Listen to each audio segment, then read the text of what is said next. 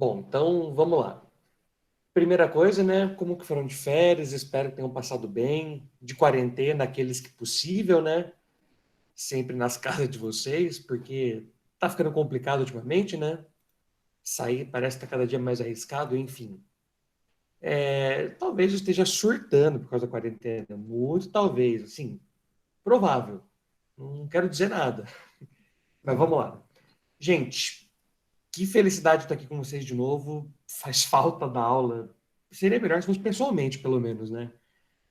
Mas vamos começar então a aula de hoje. Cara, a última aula o professor César falou com vocês sobre a questão de Estado constitucional, salvo meu engano, né? Deixa eu só ver se estou compartilhando a tela correta, pessoal.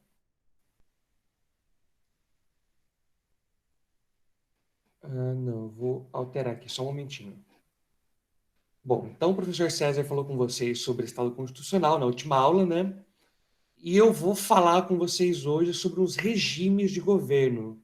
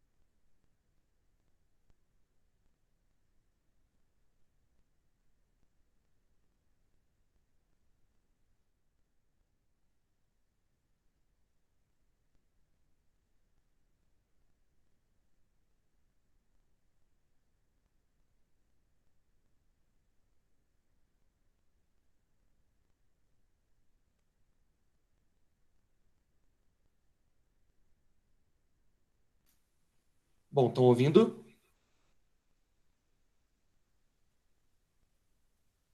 Boa, beleza. Então vamos voltar. O que eu falei? O slide anterior. Bom, requisitos da democracia. Supremacia da vontade popular, que obviamente é o principal, né? A gente tem que ter a vontade do povo acima de qualquer outra coisa. E como que ela é exprimida, Rafael? Como que a gente realiza, né, essa vontade popular? Através de eleições livres e periódicas, ou seja, 4 em 4 anos, né? Com sufrágio universal. Cara, grifem a palavra sufrágio universal, porque isso é um direito básico que a gente tem de todos poderem votar, certo? Além disso, tem outras formas de participação, como, por exemplo, o plebiscito. Plebiscito, conforme a Constituição vai dizer, são algumas matérias em que o povo tem que concordar, certo? Ele vai opinar sobre. Então, o Congresso vai, geralmente em ano de eleição, vai fazer um plebiscito, por exemplo, para revogar o Estatuto do Armamento ou para instituir o Estatuto do Armamento, certo? São temas que a sociedade participa ativamente. Também tem as propostas legislativas de iniciativa popular. São leis que, aí, se eu não me engano, é 1% do eleitorado brasileiro tem que assinar, e você manda para o Congresso, e aí na Câmara dos Deputados tem início o processo legislativo. Então, assim, são maneiras que a democracia ela acontece de maneira muito direta, o que é bem interessante. Requisito número 2, preservação da liberdade. É a limitação do poder, liberdade de expressão, respeito às minorias. Então, nesse caso, a gente tem uma parte da primeira onda de direitos, né, onde a gente vai colocar a limitação ao poder estatal para poder defender nossas liberdades individuais, né, como cidadãos. E, por fim, um negócio muito importante, né, que está em falta hoje em dia, são as igualdades de direitos, entende? A igualdade de direito gera o quê? Garantia de acesso livre e igualitário a direitos políticos, civis e sociais. É basicamente o seguinte: todo mundo é igual perante a lei, entende? Sem qualquer discriminação. Lembrando que uma boa parte disso é sempre em tese, né? Bom, além disso, tem a autocracia, que é bom a gente também ver um pouquinho. A autocracia, ela é um dos tipos de regime. E, pessoal, fazer um parênteses aqui. A autocracia foi um regime sobre o qual a gente viveu a maior parte do nosso tempo enquanto espécie, certo? Por quê? Ah, a gente sempre viveu muitos regimes ditatoriais, assim, digamos, certo? Impositivos. Nesse caso, eu vou chamar de autocratas, né? Que é o termo mais correto. Então, a gente teve tirania, teve despotismo, teve ditadura, absolutismo por muito tempo, certo? Então, vamos ter reinados bem complicados. É bem interessante que a gente tem que perceber que até evoluir para a democracia demorou-se muito tempo. Fora que, além disso, durante a história da sociedade, né, a gente alternou muito entre democracia e também, né, autocracia. Um exemplo disso, o Império Romano como um todo, né, como a história romana, que começa num reino, depois passa para uma república e termina assim no império, né? Então, é bem grande, né, o tempo que a gente viveu de autocracia. Mas vamos falar de uma parte um pouco mais conceitual, né, que eu gostaria que vocês anotassem aí. Autocracia significa governar por si próprio. Vem da palavra grega autokratos, e servindo para designar, olha que interessante, regimes de tipo autoritário, certo? Então, a autocracia ela designa um regime de tipo autoritário e que não tolera contestação e participação popular. Então, Rafa, como que eu vejo se o regime é ou não autocrático? Muito simples. Você olha se ele é um regime autoritário e se ele não tolera a contestação, ou seja, a discordação, o discordar, na verdade, da população, entende? Se o governo faz isso, você acaba tendo uma autocracia. E ela pode, né, acabar se dividindo nessas outras espécies. Além disso, vamos falar um pouquinho de democracia moderna. A democracia moderna, ela ressurgiu no Estado moderno. Vamos lembrar um negócio antes. A gente tinha um período da história antiga, certo? Vamos falar um pouquinho de história geral. Até a Grécia, certo? Até, salvo meu engano, 469 da Era Comum, né, pós-Cristo, a gente vai ter a chamada Idade Antiga, né, que é aquela linha temporal que a gente aprende na escola. Bom, até a Idade Antiga tinha muito crescimento da filosofia, do debate democrático, de tudo aquilo. Sócrates, Platão, todas aquelas filosofias que a gente vê na escola que muito provavelmente eu sei que vocês ignoraram em algum momento. Eu não julgo. Mas era um período, cientificamente falando, muito bom para o ser humano. Porém, 469 depois de Cristo, acontece um negócio chamado queda do Império Romano, certo? Quando o Império Romano cai, em, acho que na verdade 476, 69, uma coisa assim, vamos lá, século V. Quando ele cai no século V, você começa a ter o período de Idade Média.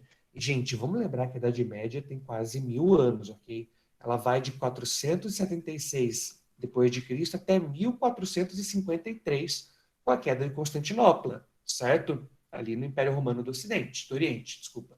Então, esses 1000 anos de período foram bem complexos para a humanidade, onde durante a Baixa Média e Alta Idade Média, a gente viveu muito período de dor, sofrimento, avanço científico, história, ah, aquela ideia de período negro que a gente tem com a Idade Média não é tanto assim. As pessoas eram ah, fodidas, basicamente, mas elas não eram tanto quanto a gente vê representado em filmes, certo? Mas ainda assim existia muito daquilo. Bom, o que eu quero dizer com tudo isso? Então, durante esse período de 1000 anos da Idade Média, a gente teve uma boa baixa da democracia. É aí que começa a ascensão dos impérios absolutistas, é que a gente começa o feudalismo, isso vai gerando os reinos, vassalos, etc. Então, assim, o que a gente chamava de democracia na Grécia, no Império Romano, ele cai basicamente, né? Porque você começa um período bem complexo, onde o autoritarismo é que vai mandar. Então, depois disso, lá no começo da. Perdão, no começo da Idade Moderna, a gente tem a democracia moderna. Então, vamos falar um pouquinho dela, feita essa imensa digressão. A democracia moderna, como eu disse, né, só surgiu no Estado moderno. E a partir das revoluções burguesas, o Estado constitucionalismo, como parte da luta contra o absolutismo e pela afirmação de direitos naturais. A democracia moderna, porém, se diferencia da antiga. Olha que interessante, eu falei da antiga para vocês. Mas ela se diferencia pela extensão da cidadania, que a gente busca o sufrágio universal, né? E a limitação direta do povo, entende? A participação direta.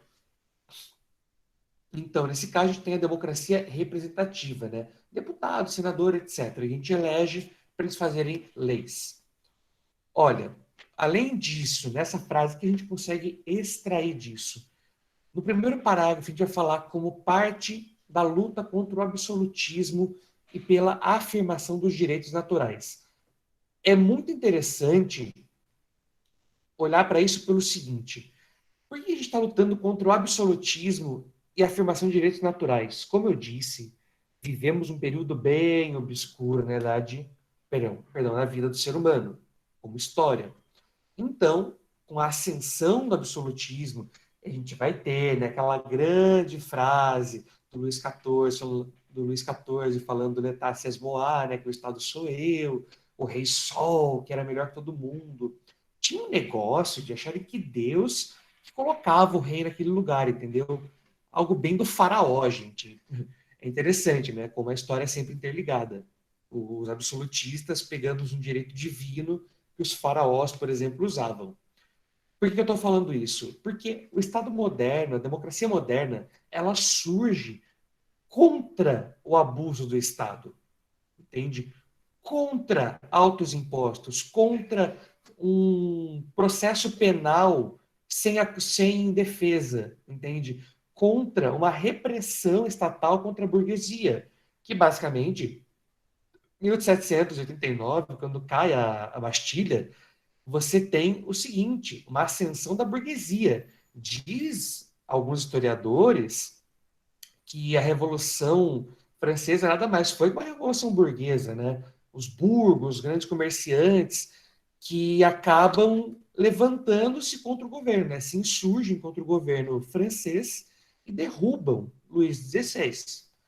Então, olha que eu estou falando tudo isso. A gente vê que o ser humano ele vai construindo aos poucos a sua identidade frente ao Estado, né? O que termina na democracia moderna, né? A gente vai começar a construir depois, eu e o professor César, a partir dessa luta contra o absolutismo. E, gente, quero que grifem também, além disso, pela afirmação de direitos naturais, direitos ao trabalho, dignidade da pessoa humana, tem direitos à vida, saúde, educação, direitos que qualquer ser humano tem, privacidade, agora, atualmente, né, proteção de dados também, puxando já para a área de direito digital, que eu quase não gosto, né? Então, basicamente, você tem essa afirmação de direitos naturais, o que é essencial para o Estado atualmente, certo? É, Além disso, notinha de rodapé e também uma leve crítica àqueles que dizem que direitos humanos é algo de vagabundo. Lembre que o direito de você ter casa própria, o direito de educação, o direito de ter um ônibus é direito humano, entendeu? Então, quando a gente ouvir alguém falando isso, lembre a pessoa de que direito a um trabalho digno que a gente tem, bom, pelo menos a gente aqui, né? Isso é um direito humano. Então, quando as pessoas falam que direito humano é coisa de vagabundo que vai preso, não concordem com essa afirmação, ok? Não é isso que diz a Constituição. Vamos lá. Além disso, tem uma das que eu acho mais interessantes, é a democracia liberal. Bom, a gente sabe que a democracia liberal, basicamente, ela é muito forte nos Estados Unidos da América, né? Por causa da cultura liberal que eles têm. Além disso, vamos falar um pouquinho dela. A democracia marcada, olha que interessante, pela isonomia e liberdades públicas. Isonomia. Tratar igual os iguais, tratar os desiguais iguais. Rafael, o que é isso? Não entendi. Vou explicar de um jeito muito simples. Galera, eu tenho um gato e eu tenho a girafa. Se eu mandar os dois subir numa árvore, os dois estão no chão, normal. Quem vai subir mais rápido? O gato, óbvio. A girafa não consegue subir numa árvore, entende? Mas eu estou tratando os dois iguais. Eu estou colocando eles no chão do mesmo jeito, entende? A isonomia é quando eu entendo que, por causa da dificuldade de um indivíduo, eu tenho que, para manter a democracia, tratar eles de maneiras desiguais, entende? Eu tenho que entender que, por conta da história e de tudo que a gente viveu, existem desigualdades sociais que o Estado social deve, perdão, o Estado liberal deve tratar de maneira isonômica. Entender essas dificuldades, entender essas diferenças e tentar diminuir elas, certo? Um grande exemplo aí, alguns podem criticar, são as cotas. As cotas, elas têm uma política de entender que existe um problema com a etnia negra, com a comunidade afrodescendente do Brasil. Logo, a política de cotas ela tende à isonomia, ela tem que tratar igual os iguais, ou seja, aqueles que têm privilégio que entrem na faculdade sem problema algum, mas aqueles que não têm, têm que ter uma ajuda social para poder se equiparar àqueles que têm mais privilégios, entendem? Basicamente, o Estado liberal vai trazer esse conceito de isonomia e das liberdades públicas, liberdades civis que a gente tem enquanto ser humano. Até aqui, pessoal, alguma dúvida? Querem fazer algum comentário? O que vocês acham? Eu vi que teve colega que mandou mensagem para mim no WhatsApp. Agora podem mandar, inclusive, se quiser. Eu estou com ele aberto para ver as dúvidas de vocês. Bom, caso vocês vão tendo dúvida, deixem aí, a gente vai conversando. Então, além disso, esse regime não tinha participação popular completa, porque limitava o direito ao voto. Eles entendiam que nem todos podiam votar, basicamente. Sofria ataques constantes da esquerda e da direita, porque é um tipo de democracia até um pouco mais, como eu posso falar, mais centro, assim, digamos. A esquerda criticava de uma forma democrática, né? Dizendo que não tinha, de fato, uma participação popular. E a direita dizia que o regime basicamente dificultava a tomada de decisões do Estado, né? Bom, As perguntas, né, eu deixo para vocês depois. Os slides vão estar no Classroom, quero que vocês deem uma olhada. Porque eu vou perguntar e, bom, a primeira pergunta não tem uma resposta definitiva, né? É algo mais para vocês filosofarem e pensarem no final de semana, que é, existe de fato democracia, né? Como que a gente consegue medir a democracia? E aí, gente, tem estudos muito bons em sociologia, em estatística, economia, que vão dar uma definida em democracia, né?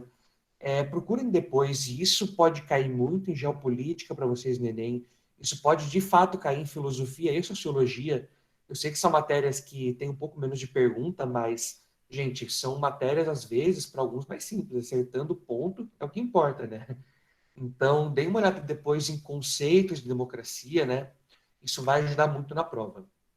Uma segunda pergunta que eu tratei ano passado com meus alunos, mas eu ainda acho a questão muito atual, se governos como Venezuela e Coreia do Norte são de fato democráticos, né?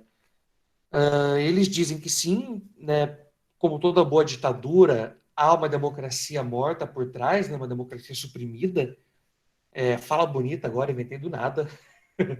Mas o que eu quero dizer é o seguinte: por mais que eles coloquem que existe uma república democrática bolivariana na Venezuela, de fato existe, na verdade, uma ditadura. Então, bom, o que eu queria dizer é o seguinte: deem uma pesquisada também sobre sistemas e vão entender, aqueles que conseguem, né, sei lá, entendem minimamente espanhol ou acham vídeos com legenda, procurem até relatos, porque tem uma grande confusão, né? Tem pessoas que falam que é democrática e tem pessoas que não. Então, ouçam o que os venezuelanos falam, eu acho uma boa. Bom, vamos passar então. Vamos falar da autocracia propriamente, né? Eu fiz um resumo, agora vamos falar mais dela. Durante a maior parte da história, os povos, como eu disse, viveram sob autocracias. Olha o que eu falei: antigos impérios teocráticos, o Império Romano, a monarquia absolutista do Estado moderno. Então, tudo isso a gente acabou vivendo em autocracia. E também se fala em ditadura, tirania, despotismo, absolutismo e o totalitarismo, ok? São 5 espécies da autocracia. A tirania, vamos tratar dela primeiro porque eu acho que é a mais introdutória. É um termo utilizado, por exemplo, por Platão e Aristóteles. E ele designa um governo ilegítimo e opressor. Então, pessoal, a tirania, ela tem duas características: a ilegitimidade e a opressão. Vocês vão ver que diversos regimes de governo, como por exemplo a tirania e a ditadura, vão aparecer como características em outros lugares. Basicamente por uma questão linguística mesmo, porque a gente usa para tirano tanto a pessoa que é um tirano pelo conceito de ciência política, quanto um ditador que exerce um governo tirano, opressor, ilegítimo, entendeu? Então pode ser usado tanto como substantivo como com adjetivo, entende? Então, falando da tirania, como eu disse, regra básica, ele é ilegítimo e opressor, logo, tirano. Então aqui a gente tem o general Francisco Franco, né, grandíssimo ditador espanhol, que foi um baita de um tirano, inclusive. Guernica, o meu quadro preferido do Picasso, que eu acho o mais incrível porque de fato é o mais triste que ele já pintou, ele vai retratar a Guerra Civil Espanhola. Então, eu não coloquei a foto, que triste. Ele vai retratar a Guerra Civil Espanhola. Então, quando Picasso pinta Guernica, eu vou até ver se eu acho para vocês. Vamos lá, parar a apresentação. Já achei. Vocês devem saber que quadro é esse. Pronto. Eu vou compartilhar com vocês a tela.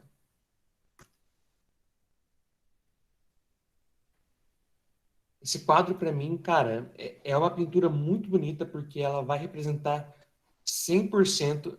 Aê, que legal, Bruno, que legal, cara. Puta, eu acho do cacete esse quadro, né? Eu acho incrível ele. Deixa eu só abrir a tela certa aqui. Pronto. Esse quadro aí, pessoal, é o Guernica. Guernica, ele foi pintado pelo Picasso e ele retrata a dor e o sofrimento que Francisco Franco, o tirano espanhol, causou quando instaurou-se a Guerra Civil Espanhola e o governo autoritário dele, né? É muito interessante porque o cavalo significa de fato a morte dos animais, mães com, aqui na parte esquerda, né? Mães com filho no colo, pessoas morrendo. É bem interessante, é bem bacana que vocês deem uma olhada depois também, porque eu já vi, e se não me engano, já teve vestibular meu que caiu já a questão de Picasso. Gente, se vocês ouvirem os gatos miando, são os meus. Estão pulando na casa inteira. Vamos lá. Além disso, despotismo. É um governo que, em relação entre governantes e governados, é igual a de senhores e escravo.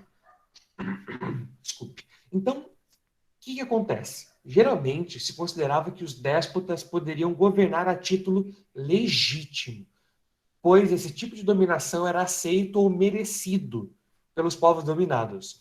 É aí que começa um negócio que é assim, a superioridade étnica, entende? Ou social, dependendo da região. Por quê? Os déspotas, eles tinham a seguinte relação: o governante, ele merecia estar naquele cargo, entende? Ou ele precisava estar naquele cargo, porque ele iria ajudar, entendeu? O povo dominado. Eles mereciam aquilo, entende? Ou eles aceitavam aquela condição. Então o déspota ele tem uma relação muito senhor e escravo, algo bem feudal, na verdade, né? Um instituto bem feudalista. Então não é muito estranho, não é muito difícil assimilar. O despotismo basicamente é um senhor e um escravo. Aqui, ó, eu não dei exemplo do feudalismo, mas é basicamente a estrutura social egípcia. A gente tem faraó, nobres, sacerdotes, soldados, até os escravos. Pode ver que ela é uma estrutura hierárquica, onde o faraó está acima de tudo, né? É interessante. Vamos entrar no conceito mais complexo, que é um dos que eu mais gosto. A ditadura era um mecanismo constitucional da República Romana. Eu sei que é forçar a barra, falar em Constituição da República Romana, mas eles tinham seus princípios de Constituição, sim, e a legalidade romana, né, o legislativo romano era muito interessante. Então, a ditadura como mecanismo, ou seja, ele era previsto em lei na República Romana, sendo utilizado em episódios de conturbação social ou perigo externo. Então vamos lá. Quando a gente está com uma guerra civil muito grande em Roma, pode, quando o triunvirato concorda, né, que eram os três eleitos ali para o governo de Roma, né, que em Roma você tinha basicamente três poderes. Você tinha o cônsul, né, que eles eram em três, salvo engano era o triunvirato o nome disso, os três cônsuls. Júlio César era um desses cônsuls, era um cônsul de guerra, né, com Pompeu e mais um. Você tinha os magistrados, que eram basicamente os juízes, e você tinha o Senado romano, que eram os legisladores, representantes do povo. É bem interessante, né? Os três poderes, executivo, legislativo e judiciário. Então, quando você tinha uma conturbação social muito pesada, a famosa Guerra Civil, né? O triunvirato podia solicitar que o Senado declarasse meio que um estado de calamidade pública, assim digamos, e chamava dictatura, que era a ditadura, entende? E ela, quando decretada por guerra civil, né, conturbação social interna, ou um perigo externo, leia-se guerra, decretada essa ditadura, os direitos dos cidadãos eram suspensos, entende? Olha que bacana, galera. Eles eram suspensos. Grifem essa palavra. Por que eu estou pedindo para grifar? Suspenso quer dizer que durante determinado tempo eles não funcionam, mas uma hora iria voltar, entendeu? É diferente de interrupção. Quando você interrompe, você cancela, você para e começa a contar do zero. A suspensão, você congela e volta a contar do mesmo jeito, basicamente, entendeu? Então, nesse caso, Os direitos eram suspensos, ou seja, congelados, e o líder, o ditador, era escolhido pelo Senado, óbvio, representante do povo, para tomar decisões necessárias para debelar, para diminuir, resolver a crise que Roma vivia. Além disso, essa origem de mecanismos constitucionais atuais para o enfrentamento de crises, como estado de sítio, de emergência, calamidade pública, são legítimos e atualmente não se confundem com ditadura. Eu até falei no slide anterior, né, a palavrinha calamidade pública.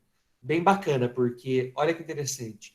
Esse mecanismo que Roma tinha de ditadura foi evoluindo para uma maneira mais democrática, para o que a gente chama hoje de estado de sítio, de emergência, calamidade pública. São estados, até inclusive calamidade pública, que a gente vive no Brasil, aonde você dá um pouco mais de poder ao legislativo e ao executivo, para tomarem decisões mais rápidas que possam conter e evitar mais problemas sociais em frente à situação, né?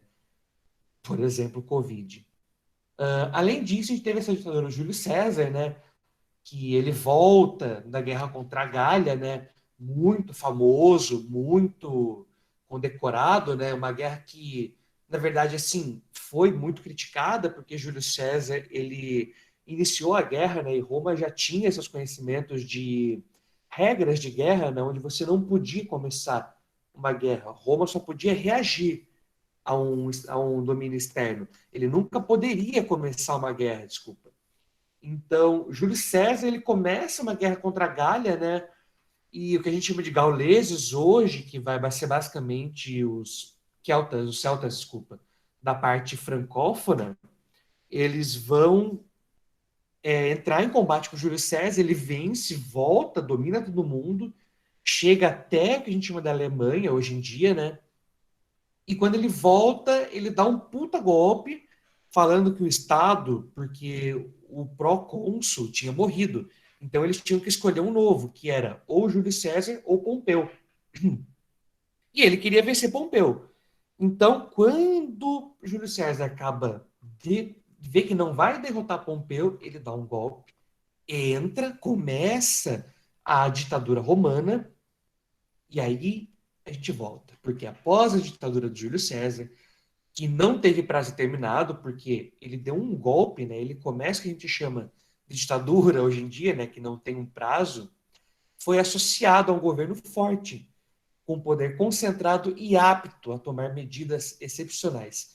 Parabéns a Júlio César, que influenciou todo a segunda metade do século XX, porque dos anos 50 para frente foi só ditadura aqui na América Latina. A gente pega o exemplo de Júlio César e faz exatamente isso. Um governo forte, com poder concentrado e apto, né, autorizado a tomar medidas excepcionais. Bom, como eu disse, no século XX, implantaram-se regimes socialistas comandadas por ditadores que se diziam representantes do proletariado ou do campesinato. Como reação, né, ou seja, em contraponto, surgiram as ditaduras de direita, normalmente comandadas por militares, como no Brasil, Argentina, Paraguai, Uruguai, Chile, né, sob pretexto de evitar revoluções socialistas. Aquele medo comunista, socialista que a gente tinha no século XX, e que no Brasil ainda tem, né, pessoal? É, basicamente, isso levantou diversas revoluções armadas, entre aspas, democráticas, contra o socialismo na América Latina, como, por exemplo, Pinochet. Pinochet, cara, eu vou depois postar para vocês no Classroom um texto do Felipe Figueiredo dizendo brasileiros e o mito do Pinochet, né? Porque existem pessoas, setores do governo que eu não estou dizendo qual governo, né? Setores do governo que basicamente idolatram o Pinochet e acham que ele fez um bom trabalho, que ele teve um bom econômico, uma série de fatores, um monte de coisa, mas basicamente foi uma ditadura muito pesada, onde um dos ápices de loucura do Pinochet era pegar os subversivos, né, os comunistas chilenos, levar no helicóptero e jogar lá de cima. Era esse o nível de loucura do Pinochet. Bom, faltando uns 10 minutos da última aula, da nossa aula aqui, eu ia falar um pouquinho do absolutismo.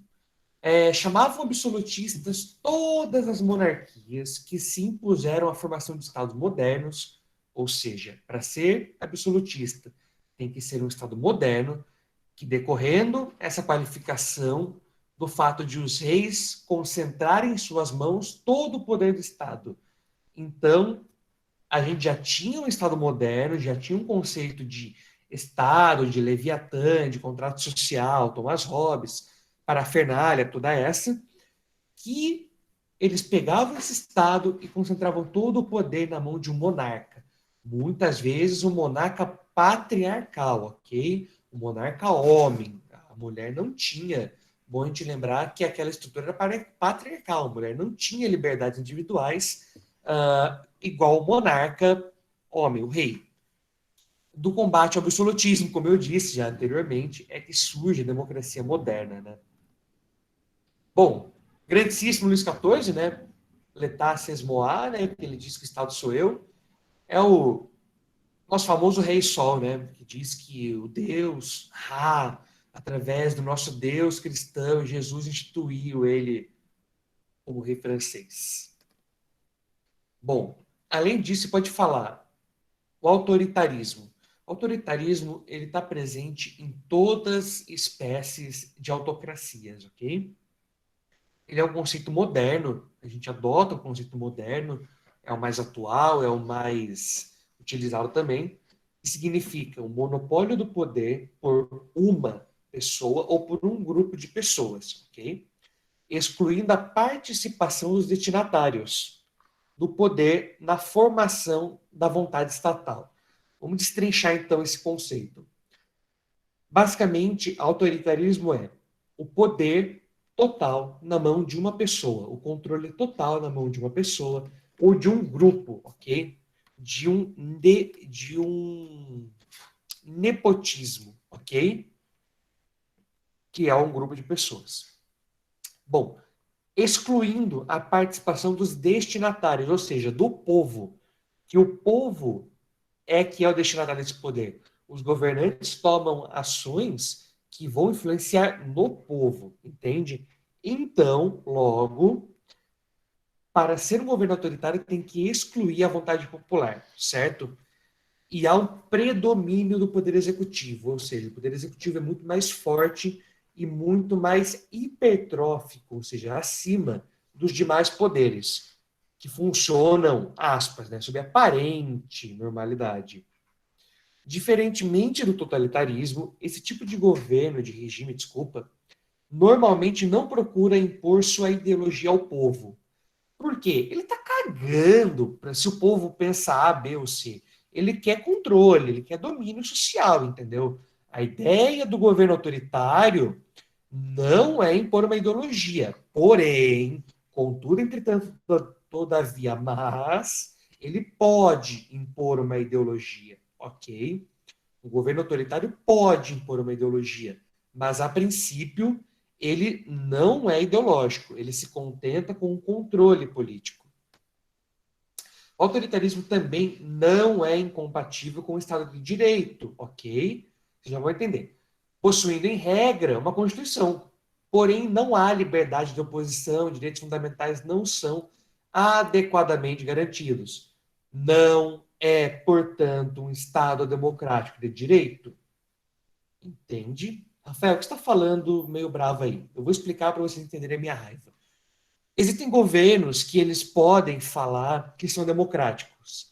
Eu vou pegar um exemplo muito esdrúxulo. Venezuela. Eles têm uma constituição, eles têm um Estado que dizem ele democrático de direito na Constituição. Eles têm escritos lá dizendo que todo poder emana do povo, etc. Porém, apesar de existir uma Constituição, eles não garantem a liberdade de oposição contra o governo, ou seja, eles não garantem a liberdade de política dos eleitores, e além disso, eles não têm os direitos fundamentais garantidos, As pessoas mal podem votar, as pessoas não têm comida direito, entende? O Estado é deficitário. Então, direitos humanos fundamentais são essenciais para um governo, e se não tem, logo, ele é autoritário. Apesar de tudo isso estar na Constituição, não é um Estado que tem como democracia e direito. E, para a gente dar já ir para o final, a gente tem o hiperpresidencialismo, ou seja, o presidencialismo exacerbado, exagerado. Esse tipo de regime é caracterizado por presidentes autoritários. Ó, vamos voltar. Ele não necessariamente precisa ter ideologia, ok? Ele se contenta com controle político. Então, ele tem presidentes autoritários e que concentram muito poder, como basicamente ocorre na Rússia, com ecos na Argentina, né, e simpatizantes no Brasil. Na Rússia é um fato, Putin é um hiperpresidente, mas no Brasil acontece, né, de ter algumas vertentes políticas, não que elas estejam no governo, não estou dizendo isso, é uma vertente política popular de hiperpresidencialismo. Normalmente eles são eleitos democraticamente uma única vez, né? E utilizam instrumentos democráticos para acusar a posição e a imprensa e se perpetuarem no poder. O Putin, ele está no governo desde o começo dos anos 2000 e ele já alternava governo, né, ou gabinete com outros parlamentares. Cara, o Putin, ele tem feito todo o período de eleição o golpe constitucional. Ele proclama, ele pede uma revisão constitucional para que altere o tempo de governo de um presidente. Então ele está ficando para sempre, porque como ele controla eu vou esqueci o nome do parlamento da Rússia, como ele controla o parlamento russo, basicamente, por influência política, ele pode se manter no governo para sempre, entende? Então ele fica eternamente naquele lugar. Alguns não chegam a ser autocracias, né? Sendo dominados pelos estudiosos como regimes híbridos. Eles ficam aquela linha fina ali, sabe? Entre autoritário, entre democrático, é um negócio meio complicado. E por fim, o nosso querido Vladimir Putin. Então, gente, para finalizar a aula, eu passar para o professor Pablo. Quero agradecer por vocês estarem aqui hoje. Obrigado por essa volta às aulas maravilhosa. E qualquer dúvida, vocês podem me chamar no WhatsApp, tá bom? Eu vou estar à disposição de vocês. Beijão, pessoal. Obrigado. Tchau.